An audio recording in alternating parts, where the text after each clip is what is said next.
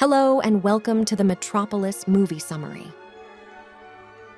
The Metropolis of the title is the spectacular Gothic skyscrapers of a corporate city-state where the movie is set in the year 2026.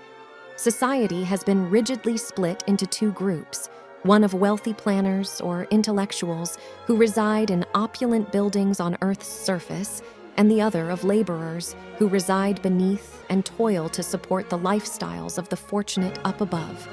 Every day, entire shifts of workers enter massive factories on foot, relieving a number of very overworked co-workers who are transported in huge elevators to the workers' city.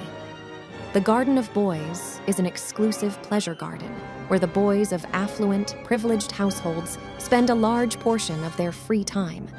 As the daughter of City Master Johann Jo Fredersen, Alfred Abel, Freder Fredersen, Gustav Fröhlich, is being presented with female consorts, the lovely and pious figure Maria, Brigitte Helm, enters the garden with a sizable group of laborers' kids.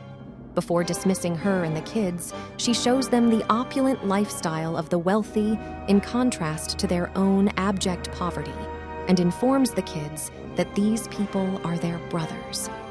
Maria wins over Freder, who pursues her into the working-class underworld. He gets a first-hand look at the laborious way of life of the workers and the lax attitude of their employers in the underworld.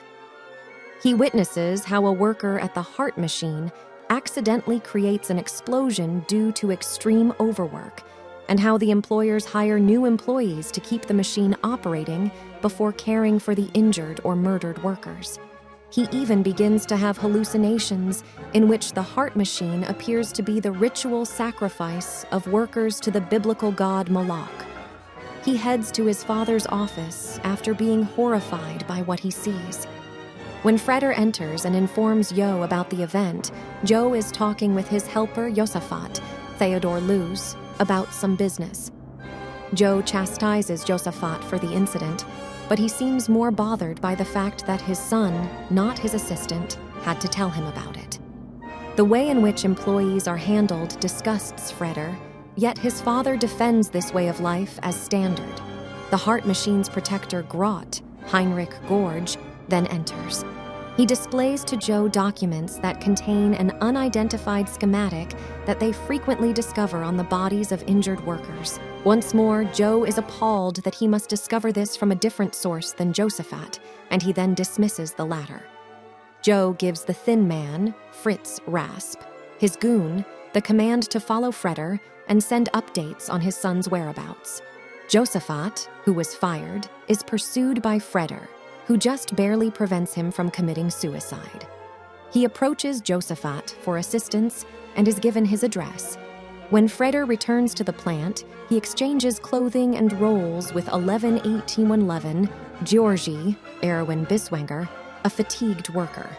He provides Georgi Josaphat with the location and instructs him to get there. The thin man followed Freder to the factory, but didn't understand that Freder had been replaced with Georgi. Georgi receives an advertisement for the Yoshiwara pleasure area and heads there as Freder drives him to Josaphat's address. Then came the thin man. Later, Freder's father Jo meets with an old friend and rival, scientist Rotwang, Rudolf Klein-Rogge. Rotwang is creating a robotic gynoid while residing in an old home tucked amid modern buildings. Rotwang wants the robot to resemble Hel, his ex-girlfriend who deserted him for Jo and passed away giving birth to Freder. Jo has traveled to Rotwang to learn more about the documents discovered on the bodies of workers. A cow-worker extends an invitation for Freder to join them once his shift is finished after he discovers that the paper schematic retained by the employees is actually a map to a hidden meeting site in the city's catacombs. Rotwang tells Jo that he is following the workers, and he does. Jo is granted entrance to Rotwang's basement's catacombs. Maria has taken up the cause of the workers, and Freder is shocked to see her while Jo and Rotwang are watching her from a different cave. In her fervent sermon, Maria discusses the biblical Tower of Babel, a structure that was built by humans in an effort to ascend to the heavens like God.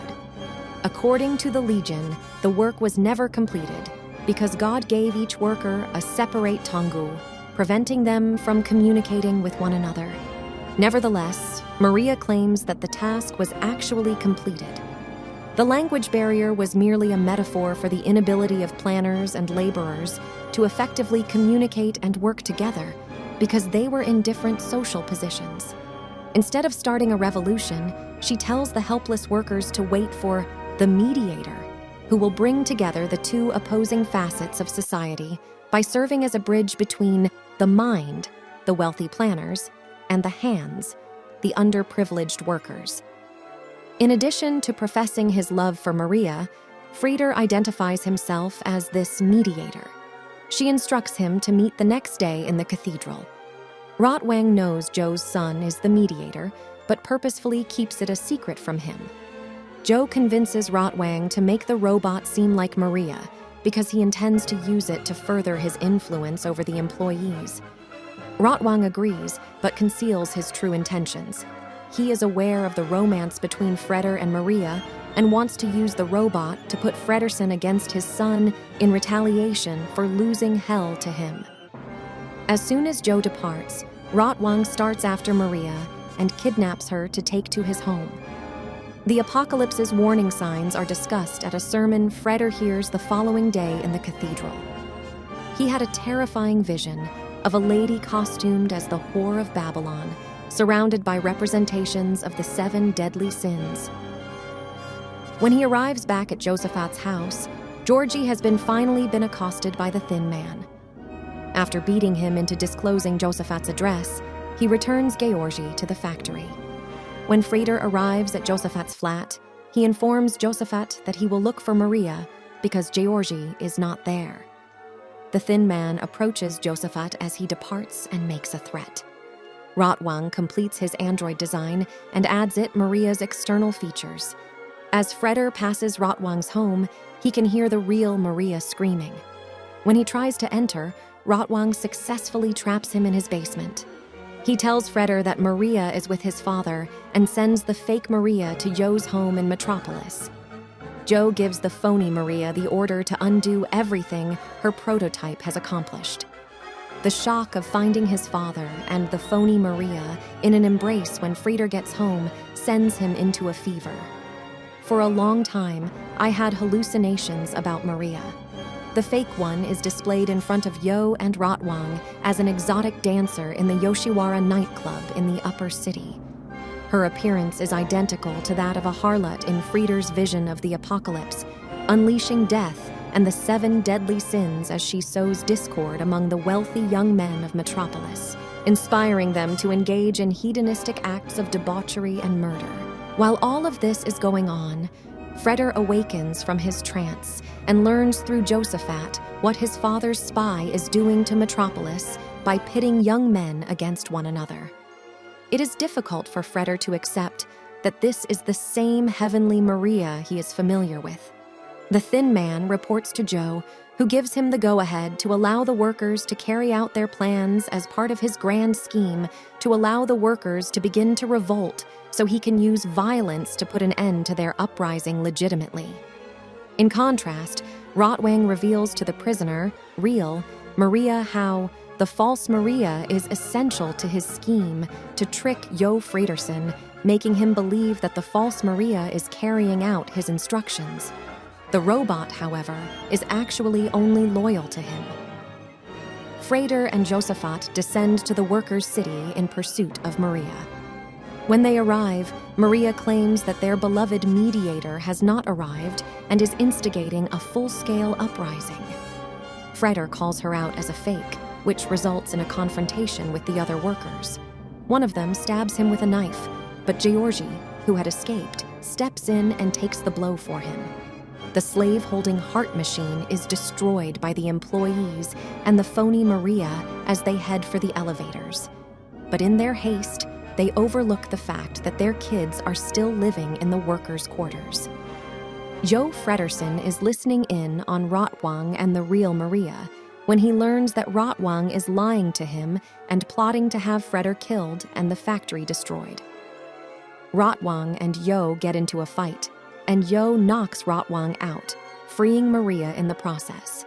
The city's power plant is entered by the enraged workers' mob. Grot, the foreman of the heart machine, makes one last effort to halt them by shutting a set of enormous doors.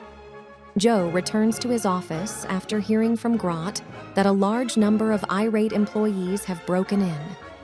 Despite Grot's complaints that the heart machine keeps water out of the city, Joe commands the doors to be opened since he still believes he can take advantage of this. Over Grot's objections, workers and the fake Maria swarm the heart machine and manage to stop it from operating.